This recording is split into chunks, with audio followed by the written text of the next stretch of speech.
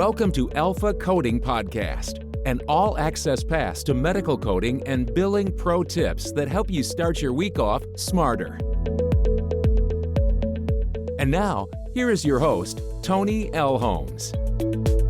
Hello, everyone, and welcome to the Alpha Coding Podcast series. I am your host, Toni Elhoms. Welcome to episode 55 of the podcast. Today is January 18th, and I hope everyone is doing well. The download numbers have been through the roof, so thank you to everyone for all of your support, and I want to welcome all of the new listeners. We're now being heard in over 40 countries across the world, so that is pretty incredible, and I'm just grateful for your support. So today we're going to cover a topic that I've been super pumped to talk about, and that is negotiating your next pay raise. So they say your salary is a direct reflection of how well you communicate your own value, and I think universally everyone struggles with negotiating salary, and specifically with coding professionals, I think they really struggle with this topic. So I'm excited to give you some great pro tips. So before we dive into our topic, it's time for your Monday dose of positivity, the Mindset Monday tip, and it's brought to you by Renowned Talent. Does your organization need access to competent and qualified HIM and IT talent? If so, you're in luck. Renowned Talent can assist your organization with recruitment and staffing, and each recruited hire you bring on board comes with a 90-day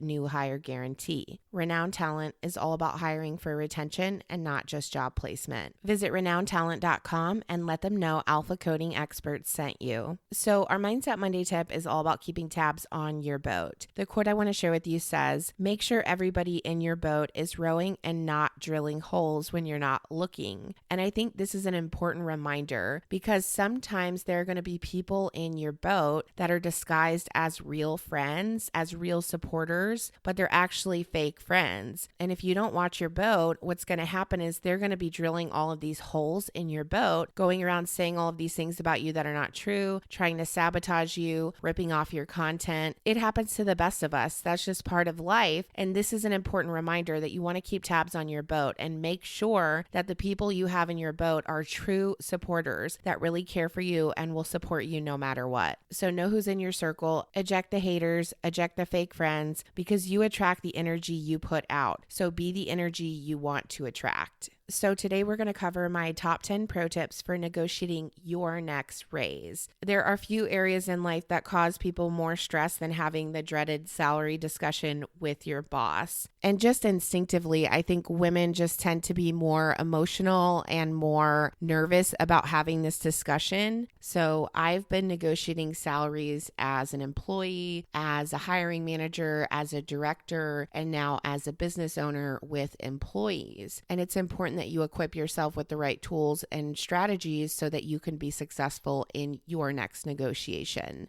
And this brings me to my pro tip number 1, educate yourself about the market. So this is your opportunity to do your research. Everybody is different, so I'm going to talk really generally in terms of coding profession. I'm not going to really get into any numbers, but you need to educate yourself about what your responsibilities are and what they're commensurate to in the job market in your area. So what is someone that's doing the same job that you're doing making in the same area? And this is not always the most easiest information to get. So you're going to have to do more than just a Google search. You want to look at salary surveys. APC and AHIMA both put out salary surveys every year where they talk about the different credentials and what those salaries typically entail. But you do want to keep in mind credentials are just one part of the equation. A lot of times years of experience as well as skills that are used in the job are going to factor into the true salary of that position.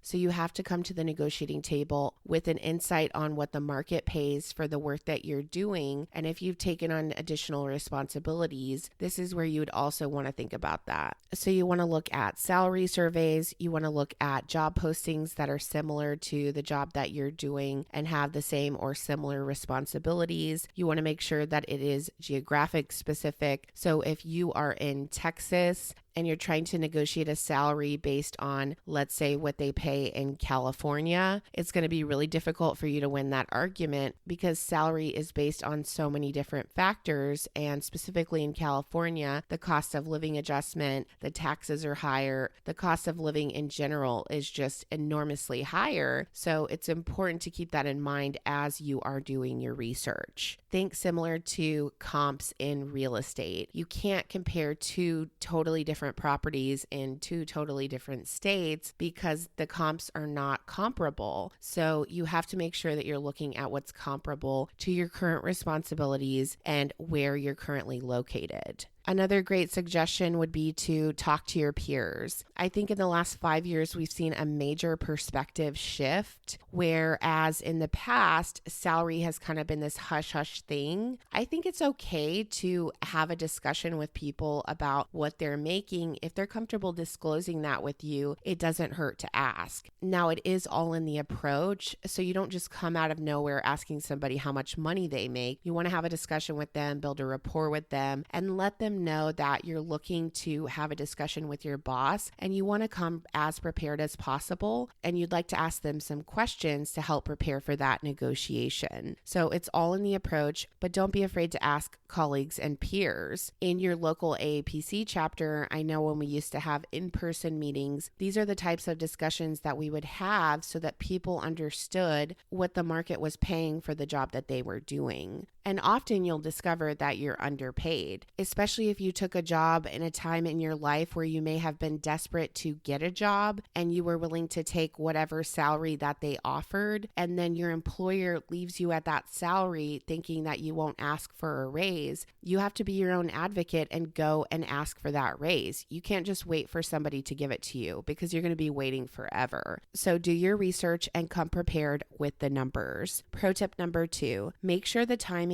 of your discussion is right. So this is really critical depending on the type of business that you work in. If it's a small business or if it's a large business, different parts of the year can be especially difficult for business owners. I myself will tell you, December is a very difficult time of the year. As a business owner, it is one of the most stressful times of the year. So you really want to make sure that you're timing it appropriately. Also, if the company has been experiencing major losses or they've been laying people off, or maybe they've lost clients and their cash flow is low, probably not the best time to ask for a raise. Also, if you've had performance issues or have had problems with your productivity, it's probably not a good idea to ask for a raise. Pro tip number 3, set up a meeting with your boss with a specific agenda to discuss performance and salary. So don't just waltz into your boss's office, sit down and start talking about how you want to negotiate a raise. That is not the way to do it. It's all in the approach. So set up a meeting for a good time that works for your boss and set the intention, the agenda, that the discussion will be focused on performance and salary. That's going to set the expectation. Your boss is going to understand the objective of the meeting and is going to come prepared, ready to have that discussion, rather than if you blindside them and just come out of nowhere and start talking about salary. So your approach is everything and is going to greatly influence your success in negotiating your next raise. Pro tip number 4, come prepared with a list of data points. So now's your time to shine. Talk about all the things that you have done for the company to add value, ways that you've demonstrated leadership, additional projects that you've taken on, productivity metrics that you've met. Whatever your job specifically entails, it looks different for everyone. If you're in an education role, maybe you highlight the fact that all of your providers are now coding at a 98% accuracy rate, whereas before the majority of them were below 80% accuracy. So that's something that you would want to highlight. If you've acquired additional education, credentials, also a good time to highlight those points as well. Although it's not the entire focus of the discussion, it's a focal point that you can highlight so that your boss understands you've improved, you're adding value to the company, and you see yourself only going up from here. That type of approach and preparation is likely going to resonate with your boss. So come prepared with your list of data points and make sure you hit the most important ones at the top of the list. Pro tip number 5, emphasize any new responsibilities you have taken on. This happened to me early on in my career. I was so gung-ho to take on as many new projects as possible, to the point where I was doing the work of like 5 people. And what often happens is we take on new projects and responsibilities, but our salary doesn't catch up to that at the same rate. That's okay. That's why you're having this discussion, to fill your boss in on all those new responsibilities that you've gladly taken on and would now like to be paid for. So it's important that you really emphasize all of the new things that you're doing, that you're happy to do it, that you love to do it, but you like to be paid for that additional responsibility. Pro tip number 6, don't let your emotions get the best of you. So women, I'm specifically talking to you. You have to make sure that you have your emotions in check. So remain calm, be professional at all times. Even when other people are not being professional, you still want to hold yourself to that higher standard. One of my favorite sharks on Shark Tank, I'm sure many of you have watched that show, Barbara Corcoran,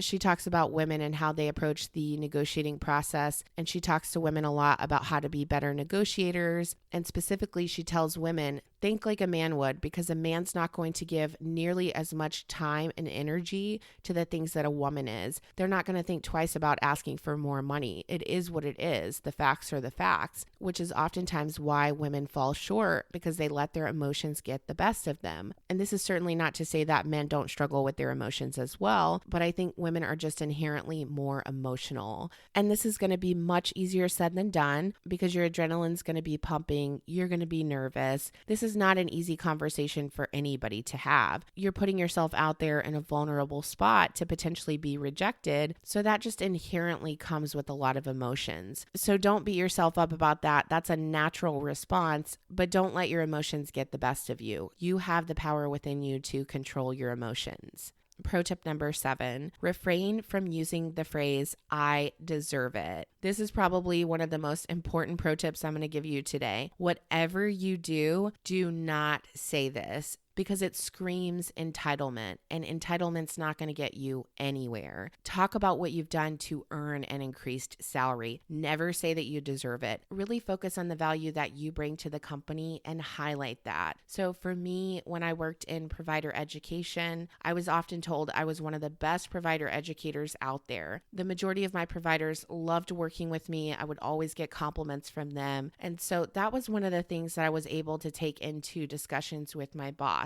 I could say, this physician said X, Y, and Z about working with me. This physician was able to increase their risk scores by 20%. This physician saw a boost in their productivity and was able to leave the office 1 hour earlier because of their coaching sessions with me. This is the kind of value add that I would highlight. So really think about why it is you've earned this raise and showcase that. Pro tip number 8, come prepared with your ask and methodology. So it blows my mind even still to this day when I have a discussion with someone about salary and they ask me for a raise, but they don't know how much they want to ask for. If you come to the negotiating table without a number in mind, you are setting yourself up for rejection. You need to come to the table with a number in mind, whether that's 10%, 15%, 20%. You need to have already thought about the number that you're going to ask for and then how you arrived at that number. What was your methodology? And this is going to be really specific to your circumstance. So come to the table with your ask and have the facts to back up why you're asking for the number that you're asking for. Don't come to the table with some vague answer or I'll get back to you on that. You have an opportunity, so capitalize on that opportunity. Pro tip number 9, negotiate an extra week of paid vacation. So a lot of people don't know this, and it's not an option in every single company, but a lot of companies will not advertise this to their employees. But specifically, let's say the company is not in a position to offer you more money. You could ask for an extra week of PTO. Now, when you first bring this up, they may not be like super happy and excited about it, but put it out there and see how they respond. So if cash flow is an issue, then this may be a good compromise. You can also ask for this in addition to asking for a raise. So back when I worked in corporate, I was in and out of airports, hotels, going here, there, and everywhere. So I would negotiate an extra week or two of paid vacation to offset all of the time that I spent going here, there, and everywhere for my actual job. So this is going to really depend on the type of job that you have and what your responsibilities are. But I think it's a major pro tip to share with you because a lot of employers will not advertise this. And a lot of employees don't even realize they can ask for it. Pro tip number 10, nothing is personal in business. So come prepared to be fully rejected. It's okay. You've got your ducks in a row and you're going to be ready and prepared for the next time. Nothing in business is personal. There could be other things going on that you're completely oblivious to. The company could be suffering or going through major transitions that you're not privy to. So you just never know what's truly going on behind the scenes. A lot of times these discussions typically end with, well, I need some time to think about it. Or maybe your boss doesn't have the authority to make changes in salary, and so they have to confer with their boss. So there are a lot of dynamics that go into operating and running a business. And if the answer is truly no, find out what you need to do to get that raise. And then once you've met those expectations, you can come back to the table and say, hey, I did what you asked. I'd like to get that raise. And if you work with a company that's super shady about raises, maybe they don't believe in raises, then that's telling you that you probably should find another place to work. So focus on the value you bring and best of luck negotiating your next raise. So grab a pen and paper to summarize my top 10 pro tips for negotiating your next raise. Number 1, educate yourself about the market. Number 2, make sure the timing of your discussion is right. Number 3, set up a meeting with your boss with the specific agenda to discuss performance and salary. Number 4, come prepared with a list of data points. Number 5, emphasize any new responsibilities you have taken on. Number 6, don't let your emotions get the best of you. Number 7, refrain from using the phrase, I deserve it. Number 8, come prepared with your ask and methodology. Number 9, negotiate an extra week of paid vacation. Number 10, nothing is personal in business. So it's time for this week's coding pro tip, and it's brought to you by Project Resume. When is the last time you had your resume updated? Your resume is literally your entry ticket to that next great opportunity. Project Resume will design a customized ATS-friendly resume to demonstrate your unique skills and experience.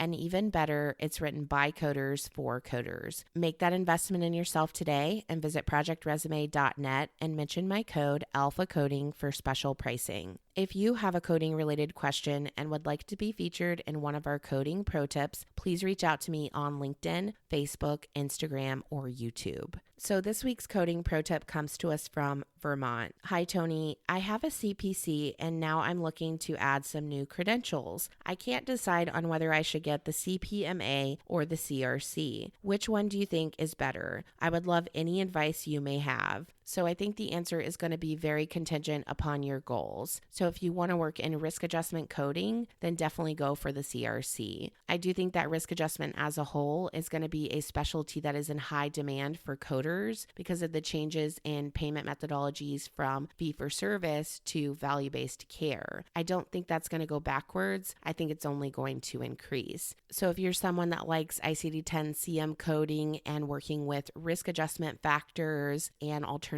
payment models, then risk adjustment is definitely the way to go. If you are interested in transitioning into auditing, that is also an excellent choice. I think both the CRC and the CPMA are excellent credentials to invest in. I have both of these credentials myself, and I actually did an entire episode on passing the CPMA exam, so definitely check that out depending on which track you want to take. So if you want to work in auditing, go with the CPMA. If you want to work in risk adjustment, then go with the CRC. But hands down, both are a great investment, so eventually go for both of them. Please remember to hit that subscribe button now so you never miss another episode. Also, be sure to drop us a rating and review on iTunes. We really appreciate your support. So this concludes today's episode. Until next week, thank you for listening to the Alpha Coding Podcast. We'll see you next Monday. For more information about medical coding and billing pro tips, including how to hire alpha coding experts, follow us on LinkedIn, Instagram, Facebook, YouTube, or visit our website at www.alphacodingexperts.com.